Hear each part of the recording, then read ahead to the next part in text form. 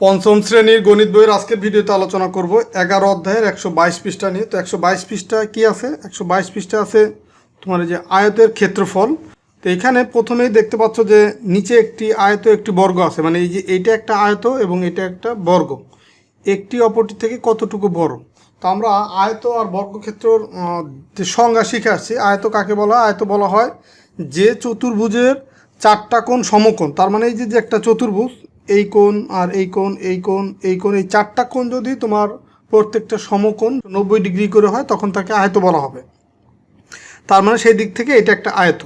আবার এটা যেহেতু বর্গ, তো বর্গর ডেফিনেশন হচ্ছে যে আয়তের চারটা বাহু, মানে এই একটা বাহু, এই বাহু, এই বাহু, এই বাহু, যে বর্গে যে আয়তের চারটা বাহু সমান তাকে বলা হয় বর্গ। তার মানে এটাও একটা আয়ত, এটাও একটা আয়ত।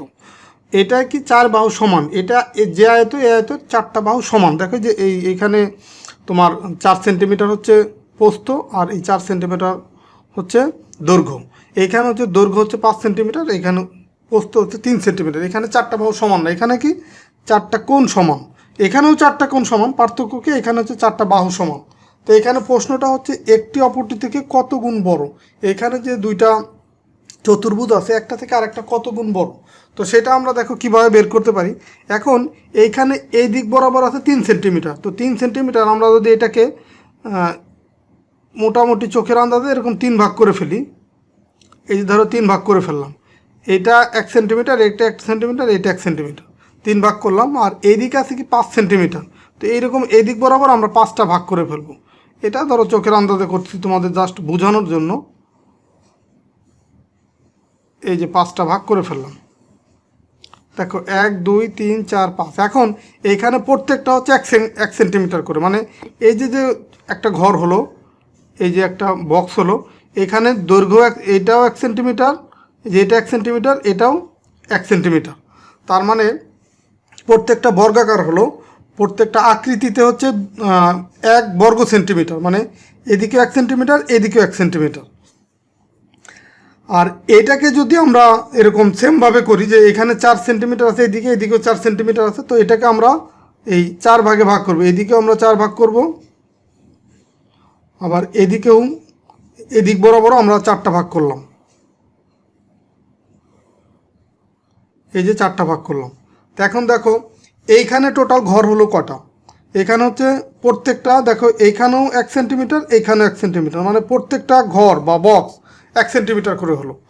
তার মানে এটা হচ্ছে প্রত্যেকটা ঘর 1 বর্গ সেন্টিমিটার, মানে দৈর্ঘ্য আর প্রস্থ যেহেতু সমান 1 বর্গ সেন্টিমিটার। তো এখন তার মানে এইখানে ঘর আছে টোটাল, একটা লাইনে যে 4টা ঘর আছে, তাহলে 4টা, এই যে আরও 4টা 8টা, এই যে আরও 4টা 12টা, এই যে আরও 4টা, টোটাল 16টা ঘর আছে এখানে। আবার এইখানে দেখো ঘর আছে কয়টা? একটা লাইন আছে 5টা, দুইটা লাইন আছে, এই লাইনে আরও 5টা, তার মানে 10টা, এইখানে আরও 5টা, 15টা ঘর আছে। তো এইখানে আমরা পেলাম হচ্ছে 15টা ঘর। আর এইখানে পেলাম কয়টা? এইখানে পেলাম 16টা ঘর পেলাম,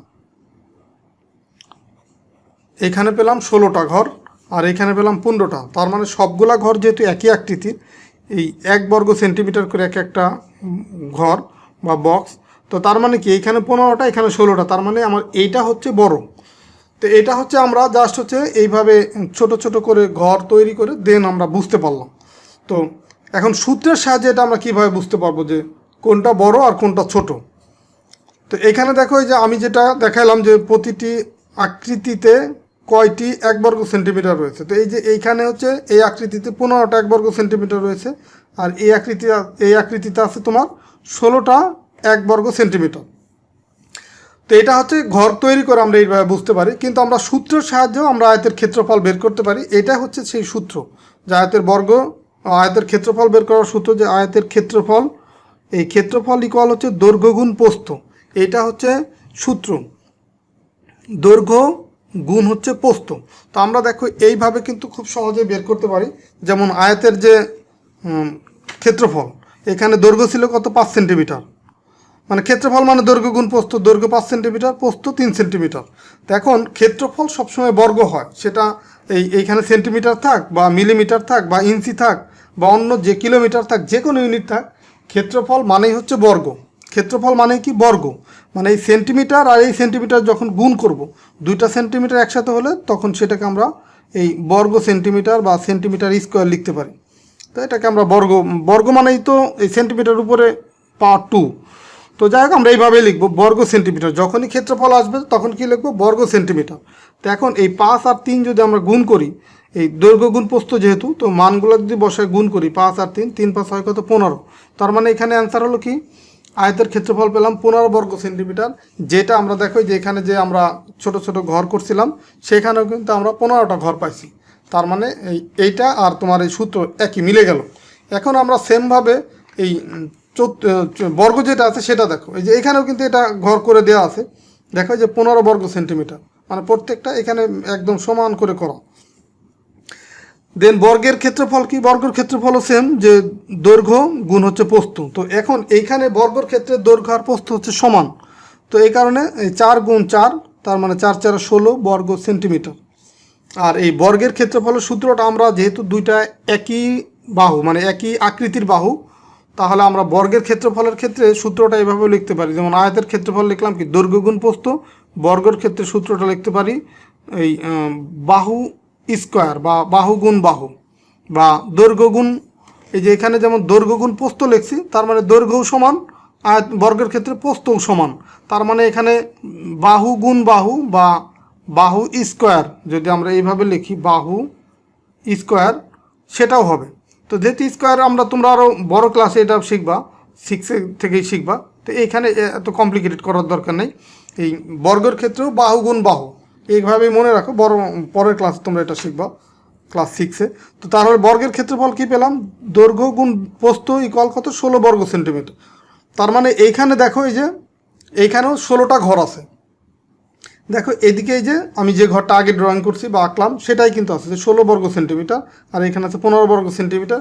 এই ঘর করে যা দেখলাম আমরা সূত্রের মাধ্যমে, যে আয়তের ক্ষেত্রফল এটাও আমরা 15 পেলাম, আবার বর্গের ক্ষেত্রফল পেলাম কত, এই 16। মানে এই ঘর করে যেটা পাইছি এই সূত্রের সাহায্যে ওইটাই কিন্তু পাইলাম। তার মানে ক্ষেত্রফলের পার্থক্য হচ্ছে কত, এই একটা হচ্ছে 16 আর একটা হচ্ছে 15। তো 16 থেকে 15 বিয়োগ করলে কত, 1 বর্গ সেন্টিমিটার হয়। তার মানে একটি অপরটি থেকে কতটুকু বড়, একটি অপরটি থেকে 1 বর্গ সেন্টিমিটার বড়। অতএব বর্গক্ষেত্রটি আয়তক্ষেত্রের চেয়ে 1 বর্গ সেন্টিমিটার বড়। যেহেতু একটা ঘর বেশি আছে, এখানে আছে 16টা, এখানে আছে 15টা, এই কারণে 1 বর্গ সেন্টিমিটার বড়। আমরা এই ঘর থেকেও দেখলাম, আবার এই এখানে সূত্রের মাধ্যমে যে বের করলাম আয়তের ক্ষেত্রফল, সেখানেও 15 পেলাম, বর্গের ক্ষেত্রফল পেলাম 16। তো এখানেও দেখলাম যে 1 বর্গ সেন্টিমিটার বড়। মানে এই 16 বর্গ সেন্টিমিটার থেকে যদি 15 বর্গ সেন্টিমিটার বাদ দিই, তাহলে এখানে থাকবে কি 1 বর্গ সেন্টিমিটার, মানে 16 - 15 মানে 1। আর ক্ষেত্রফল সবসময়ই বর্গ হয়, এটা মনে রাখতে হবে, ক্ষেত্রফল সবসময় বর্গ।